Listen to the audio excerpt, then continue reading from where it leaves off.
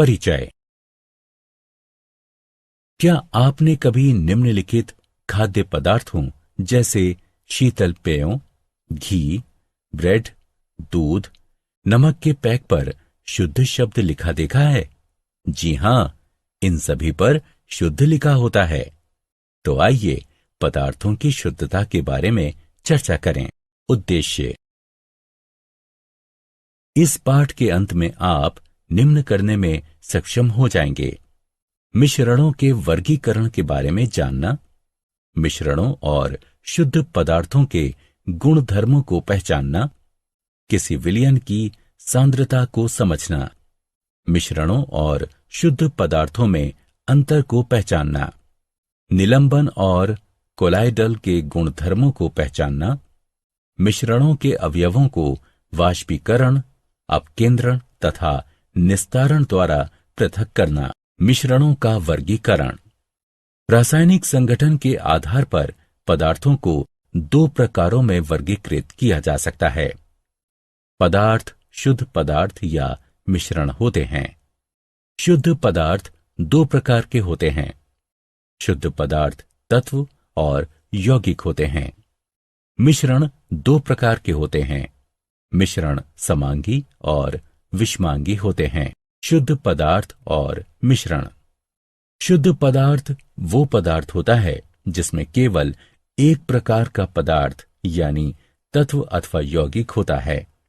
उदाहरणार्थ iron, copper, hydrogen, जल इत्यादि। मिश्रण वह पदार्थ होता है जिसमें दो या दो से अधिक शुद्ध पदार्थ होते हैं। उदाहरणार्थ समुद्री जल, खनिज, मृदा इत्यादि। शुद्ध पदार्थों एवं मिश्रणों में अंतर। आइए अब एक नजर शुद्ध पदार्थ और मिश्रण के भेदों पर डालते हैं। शुद्ध पदार्थ, मिश्रण।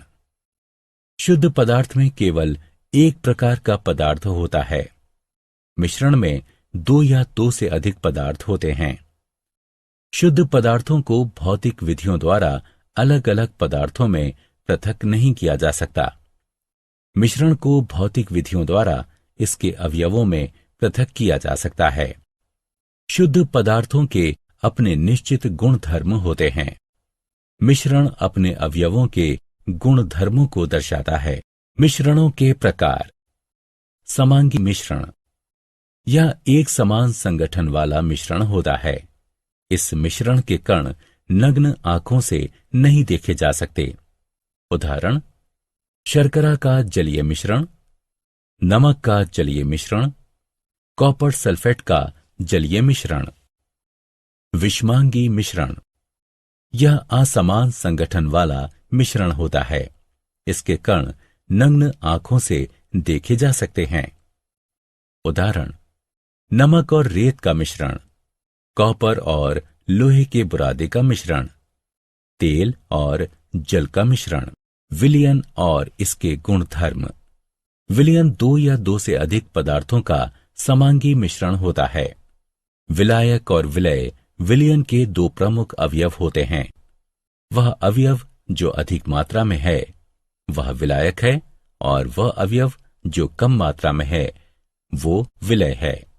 जल में नमक का विलयन, जल में शर्करा का विलयन, जल में आयोडीन यानी टिंचर आयोडीन तथा सोडा वाटर आदि विलयन हैं। कोलाइडल विलयन। कोलाइडल विलयन दो या दो से अधिक पदार्थों का विषमांगी मिश्रण होता है।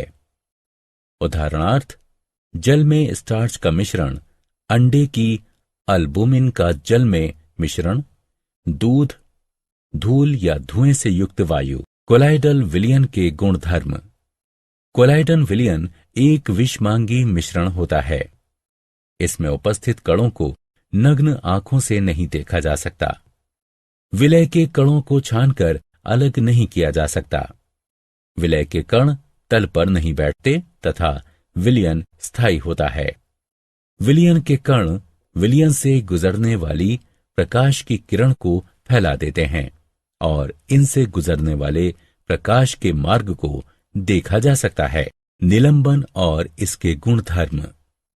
निलंबन दो या दो से अधिक पदार्थों का विषमांगी मिश्रण होता है। उदाहरणार्थ, जल और रेत का मिश्रण, पिसे हुए चौक और जल का मिश्रण, कोलगेट इत्यादि। इसमें उपस्थित कणों को नग्न आंखों से देखा जा सकता है। इसके कण तल पर बैठते जाते हैं तथा विलयन अस्थायी होता है। इसके कण विलयन से गुजरने वाली प्रकाश की किरण को फैला देते हैं और इनसे गुजरने वाले प्रकाश के मार्ग को देखा जा सकता है। टिंडल प्रभाव। जब प्रकाश की कोई किरण कोलाइडल विलयन से गुजरती है तो कोलाइडल कण प्रकाश की किरण को फैला देते हैं, जिसके कारण विलयन में प्रकाश के मार्ग को देखा जा सकता है। इसी प्रभाव को टिंडल प्रभाव कहते हैं। किसी कमरे में जब प्रकाश की कोई किरण एक छोटे से छिद्र से प्रवेश करती है तो धूल के या धुएं के कणों से किरण के फैल जाने के कारण वहां टिंडल प्रभाव देखा जा सकता है। धूप में उपस्थित जल की बूंदों द्वारा प्रकाश के फैल जाने के कारण घने जंगलों में भी टिंडल प्रभाव को देखा जा सकता है। विलयन की सांद्रता। किसी विलयन की सांद्रता विलय की वह मात्रा है जो विलयन या विलायक की दी गई मात्रा में उपस्थित होता है। किसी विलयन की सांद्रता विलय का वो द्रव्यमान है जो विलयन या विलायक के दिए गए द्रव्यमान में उपस्थित होता है। विलयन की सांद्रता उस विलयन के दिए गए आयतन में उपस्थित विलय के द्रव्यमान के रूप में भी दर्शाई जा सकती है। मिश्रण के अवयवों का पृथक्करण। विषमांगी मिश्रणों के अवयवों को निम्न विधियों द्वारा पृथक किया जा सकता है। वाष्पीकरण, अपकेंद्रण, निस्तारण, पृथक्करण कीप की सहायता से ऊर्ध्वपातन, क्रोमेटोग्राफी, आसवन और प्रभाजी आसवन, वाष्पीकरण। यह विधि वाष्पीकृत हो सकने वाले अवयव यानी विलायक को वाष्पीकृत न हो सकने वाले अवयव यानी विलय से पृथक करने के लिए अपनाई जाती है। चित्र में बारिश का पानी बिजली कड़कने के पश्चात गर्म सतह से वाष्पीकृत होकर उड़ जाता है। अपकेंद्रण। किसी भी मिश्रण से अधिक घनत्व वाले कणों और हल्के कणों को अपकेंद्रीय यंत्र का प्रयोग करते हुए पृथक करने की यह विधि अपकेंद्रण कहलाती है। यदि किसी अपकेंद्रीय यंत्र में हम थोड़ा सा दूध लें और उसे तेजी से घुमाएं तो क्रीम दूध से अलग हो जाती है, क्योंकि क्रीम का घनत्व दूध से कम होता है। पृथक्करण कीप की सहायता से निस्तारण। इस विधि का प्रयोग परस्पर अघुलनशील द्रवों को पृथक करने के लिए किया जाता है। इसमें द्रव अपने अपने घनत्व के आधार पर विभिन्न परतों में बढ़ जाते हैं। यदि हम केरोसिन तेल और जल का मिश्रण एक पृथक्करण कीप में डालते हैं तो तेल और जल की अलग अलग परतें बन जाती हैं। स्टॉप कॉर्क को खोलकर जल को पृथक किया जा सकता है।